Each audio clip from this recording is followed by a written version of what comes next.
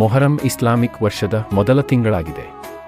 ಇದು ಅಲ್ಲಾಹನು ವಿಶೇಷ ಗೌರವ ನೀಡಿರುವ 4 ಪವಿತ್ರ ತಿಂಗಳುಗಳಲ್ಲಿ ಒಂದಾಗಿದೆ.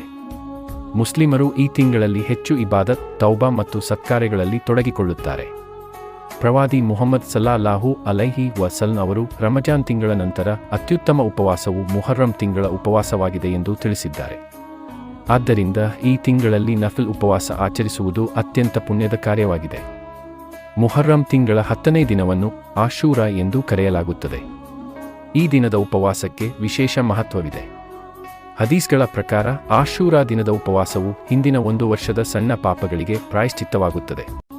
ಪ್ರವಾದಿ ಅವರು ಆಶೂರಾ ದಿನ ಉಪವಾಸ ಆಚರಿಸಿ ತಮ್ಮ ಅನುಯಾಯಿಗಳಿಗೂ ಅದನ್ನು ಪ್ರೋತ್ಸಾಹಿಸಿದರು. ಮೊಹರಂ ತಿಂಗಳು ನಮಗೆ ತ್ಯಾಗ, ಸಹನೆ, ಅಲ್ಲಾಹನ ಮೇಲಿನ ಭರವಸೆ ಮತ್ತು ಸತ್ಯದ ಮಾರ್ಗದಲ್ಲಿ ದೃಢವಾಗಿ ನಿಲ್ಲುವ ಪಾಠವನ್ನು ಕಲಿಸುತ್ತದೆ. ಈ ತಿಂಗಳಲ್ಲಿ ಕುರ್ಆನ್ ಪಠಣ, ದುವಾ, ದಾನಧರ್ಮ ಮತ್ತು ಇತರ ಸತ್ಕಾರ್ಯಗಳನ್ನು ಹೆಚ್ಚಿಸುವುದು. ಉತ್ತಮ ಮೊಹರಂ ಮಾಸವು ಮುಸ್ಲಿಮರಿಗೆ ಆಧ್ಯಾತ್ಮಿಕವಾಗಿ ತಮ್ಮನ್ನು ತಾವು ಸುಧಾರಿಸಿಕೊಳ್ಳುವ ಮತ್ತು ಅಲ್ಲಾಹನಿಗೆ ಇನ್ನಷ್ಟು ಹತ್ತಿರವಾಗುವ ಅಮೂಲ್ಯ ಅವಕಾಶವಾಗಿದೆ. ಆದ್ದರಿಂದ ಪ್ರತಿಯೊಬ್ಬ ಮುಸ್ಲಿಮನು ಈ ಪವಿತ್ರ ತಿಂಗಳ ಮಹತ್ವವನ್ನು ಅರಿತು ಅದರ ಸದುಪಯೋಗವನ್ನು ಪಡೆದುಕೊಳ್ಳಬೇಕು.